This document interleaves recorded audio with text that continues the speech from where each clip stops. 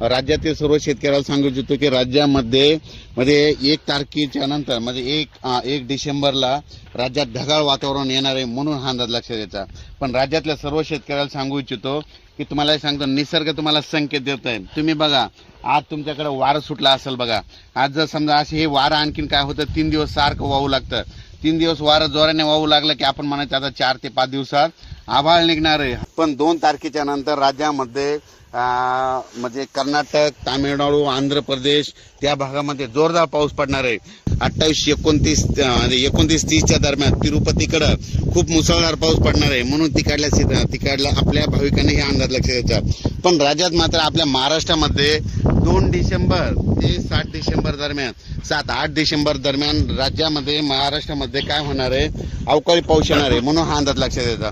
पण हा नेमका पाऊस कुठं राहणार आहे तुम्हाला सांगतो। राज्यात 3 डिसेंबरला काय होणार आहे, तो पाऊस नांदेड जिल्हा, अहमदपूर, उदगीर, त्याच्यानंतर इकडं अंबाजोगाई, परळी, लातूर जिल्हा, त्याच्यानंतर केज, इकडं धाराशिव, त्याच्यानंतर तो पंढरपूर, त्याच्यानंतर ह्या भागामध्ये 2, 3, 4च्या दरम्यान ह्या भागामध्ये पावसाचं वातावरण म्हणजे तिकडे थोडाफार पाऊस पडणार आहे, म्हणून हा अंदाज लक्षात घ्यायचा।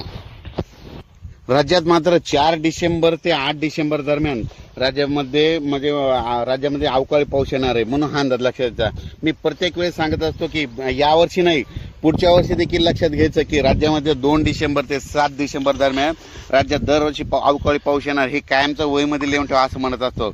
आणि तुम्ही बघू शकता ही तारीख आलेली आहे, म्हणून सांगतो आता ह्या म्हणजे 4 ते 7 डिसेंबर दरम्यान तुम्हाला सांगतो, सांगली जिल्हा, कोल्हापूर जिल्हा, त्याच्यानंतर सावंतवाडी, त्याच्यानंतर राधानगरी, त्याच्यानंतर पुणे, दौंड, सातारा, जत, पंढरपूर, पुन्हा लातूर जिल्हा, बीड जिल्ह्याचा कडाष्टीपर्यंत, पुन्हा तसा तो संगमनेर तिकडे कोकणात, त्याच्यानंतर तो पाऊस तसाच इकडं जळगावकडं म्हणजे तिथं संभाजीनगर, पुन्हा त्याच्यानंतर वैजापूर, गंगापूर, शिर्डी या भागामध्ये बऱ्याच ठिकाणी म्हणजे जाणार आहे, म्हणून हा अंदाज लक्षात घ्यायचा। राज्यात मात्र सर्वदूर पाऊस पडणार नाही, फक्त हे जे भाग सांगितलाय या भागामध्ये राहणार आहे।